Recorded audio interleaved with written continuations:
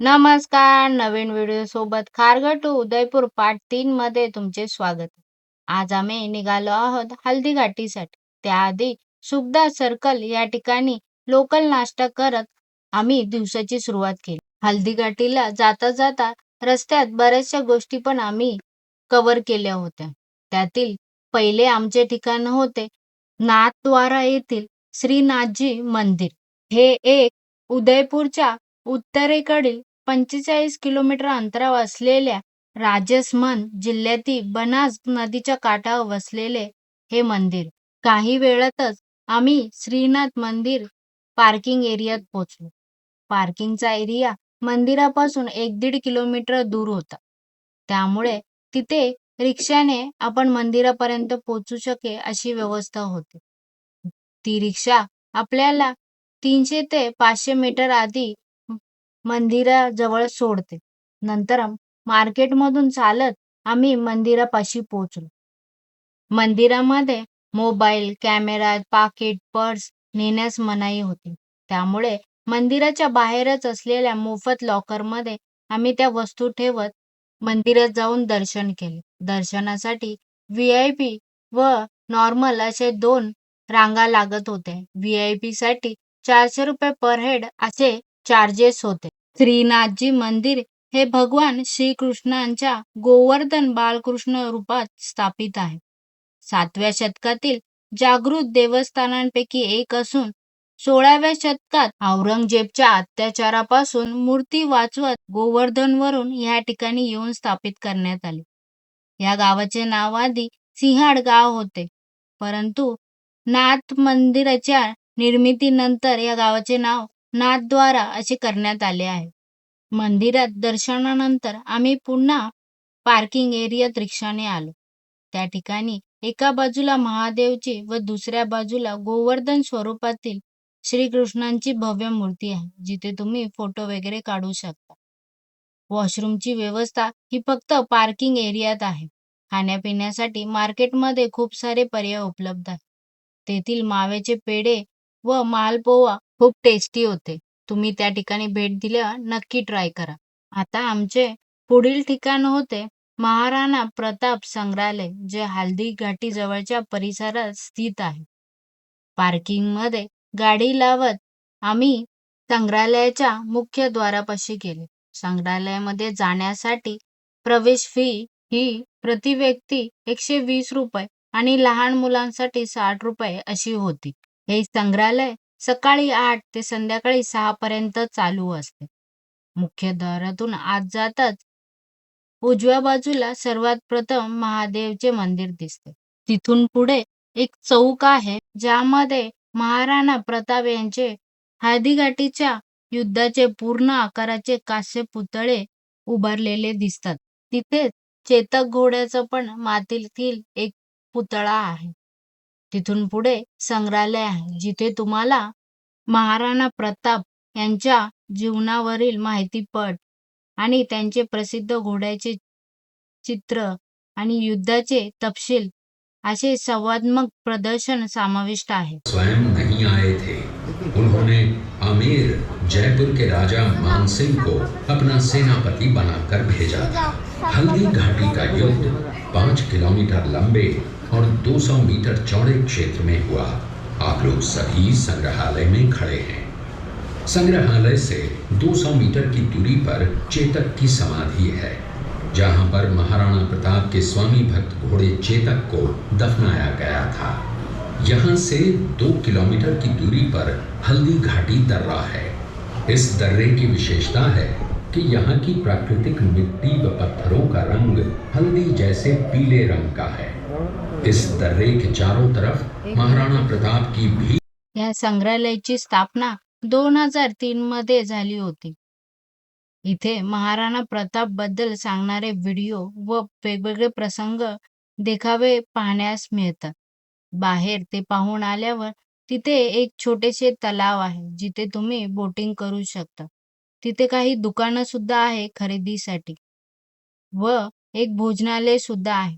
ह्या ठिकाणी गुलाब पाणी व गुलाब सरबत जुन्या पद्धतीने बनवून तिथे विकतात, ज्याचा पाहण्यासाठी एक सेटअप पण ठेवलेला आहे. त्यांचे असे म्हणणे आहे, की कुठल्याही प्रकारचं केमिकल, कलर न वापरता ते गुलाबाचा वापर करून इथे त्या गोष्टी बनवतात. प्रति व्यक्ती ₹50 अशा चार्जेसने आम्ही 20 मिनिटं या तलावात बोटिंग करत त्या ठिकाणी निरोप घेतला. मोहन श्रीमाळी यांनी ही संग्रहालय 2003 मध्ये स्थापित केली होती, जे राजपूत योद्धा महाराणा प्रताप यांचे जीवन व शौर्य प्रदर्शित करतात. संग्रहालयाच्या बाहेरच असलेल्या उंट सफारीवर प्रति व्यक्ती ₹150 असे मुलांनी एका फेरीचा आनंद घेऊन आम्ही थेट पोचलो. तिथून 200 मीटरवर असलेल्या चेतक घोड्याच्या समाधीपाशी, जिथे समाधी असून आजूबाजूला एक मोकळे गार्डन पण आहे व बाजूलाच महादेवचे मंदिर सुद्धा होते. जेव्हा जेव्हा महाराणा प्रताप यांचे नाव येते तेव्हा त्यांचा घोडा चेतक याचे नाव घेतलेच जाते. कारण की 1576 मध्ये झालेल्या युद्धामध्ये जखमी व रक्तबंबाळ असताना सुद्धा 25 फीट रुंद नाला उडी मारून त्याने पार करून दिला आणि महाराणा प्रताप यांचा जीव वाचवत सुरक्षित स्थानी पोचवले. त्यामुळे स्वामीनिष्ठ व बलिदानाचे प्रतीक म्हणून चेतक घोड्याला कायमच लक्षात ठेवले जाते. समाधी पाहून झाल्यावर आम्ही थेट पोचलो ते हळदी घाटीमध्ये.